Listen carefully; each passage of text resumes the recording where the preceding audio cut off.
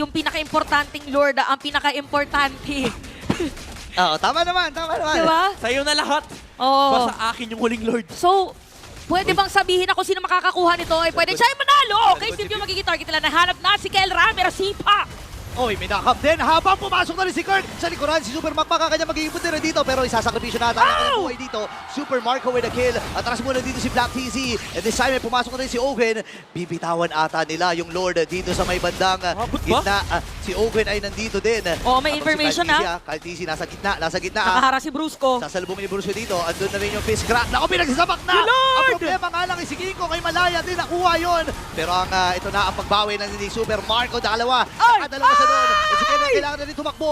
Oh my gosh, dalawa Sasalubugin ni Pew! Sasalubugin ni Pew! Dito sa Falcons. Napagamit din ang Winter Crown. Pero hindi magiging sapat. At ang Mamingin paglipad wave! ng Team Falcons ay narito na. Onyx Philippines ay patutumbahin nila. Team Falcons!